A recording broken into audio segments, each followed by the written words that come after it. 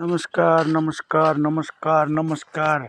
म यो आज के अरे बाला बालासात सिसुवा आउँदै गइरहेको छु। हेर्नु त यो बाला सिसुवाको बाटो है। यता चाहिँ बाला सिसुवा हाम्रो गीते सालीको घर। यता चाहिँ हामी आज के अरे वडा कार्यालय बाला सिसुवा 7 को वडा कार्यालय जाँदैछौँ। त्यहाँदेखि हामी आजको यो यात्रा चाहिँ हाम्रो वडा कार्यालयसम्मको। यता जङ्गल। अब यता फेरि म यता चाहिँ मेरो हो। हेर्नुहोस् पहाडै पहाड नि हो। चारैतिर पहाड। गाह्रो छ हौ साथी हो यात्रा हाम्रो आज गाविसको। अनि यो जङ्गल यो चाहिँ सबै हेर्नु है। यो रुखहरू चाहिँ खमारीको रुखहरू। यो खमारी हो। गाह्रो छ हौ गाह्रो यात्राहरू चाहिँ।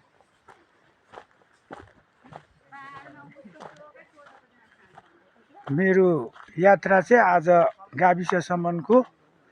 म अस्ति ताप्लेजुङ जिल्लामा गएको थिएँ। आज म यहाँ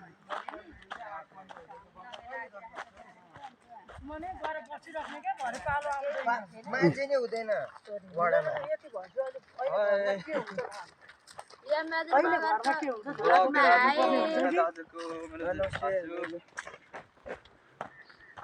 गाह्रो छ हौ आज चाहिँ यो के अरे यो बाला शङ्खुवा सभा बाला सिसुवाको यात्रा हुँदै आज हामी सिलिचङ्का गाउँपालिका हामी चाहिँ आज वडा कार्यालय जाँदैछौँ।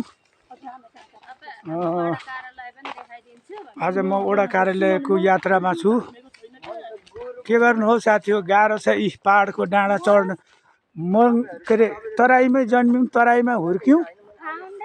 आज र मेरो पहाडको यात्रा चाहिँ हिजोकोदेखिको थियो। हिजो हामी धरान हुँदै भेडेटार पाखरीबास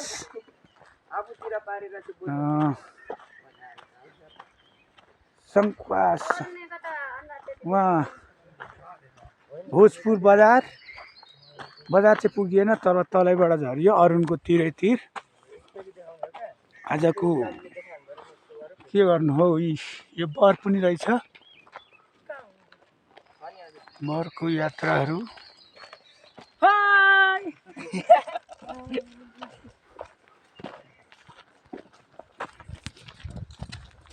समात्नै जान्नु भएन हो त्यसरी हो। यस्तै छ हौ। आज फेरि यो डाँडाको उकालो ओह्रालो चढ्नु चाहिँ अति गाह्रो हुँदो रहेछ हौ साथी हो।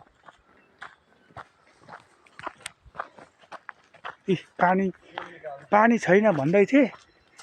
पानी पनि हाम्रो यहाँ सुकिसकेछ।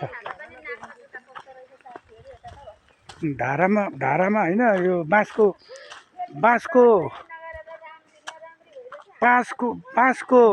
फुटाएर त्यसबाट पानी खाएर मुख हालेर चाहिँ खानु हुँदैन रहेछ साथी हो।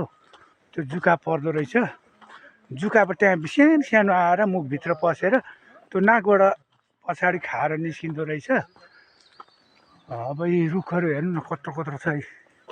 के गर्नु यता कहाँ हो कहाँ यी यस्तो तल छ। बाटोहरू चाहिँ यस्तै हो। अब पहाडको बाटो यात्रा गाह्रो छ। के गर्नु हौ साथी हो।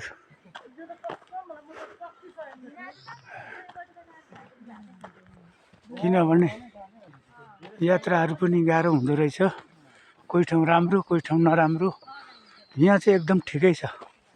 यतिको चाहिँ सही नै हो। अब यो पहाड हेर्नुहुन्छ भने मान्छे त के बाँदरै चढ्नु सकिँदैन। आज बाँसहरू रुख गाह्रो छ है साथी हो। अब मेरो यात्रा चाहिँ अब भनिहालेँ अघि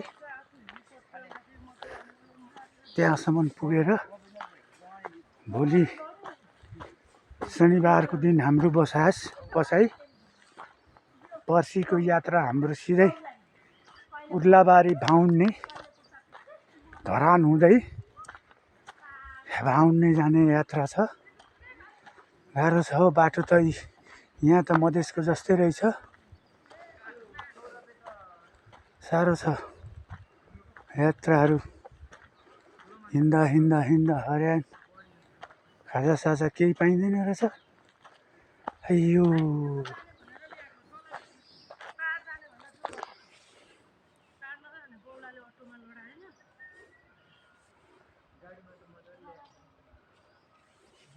म त यस्तो टर्निङ लिन्छ होइन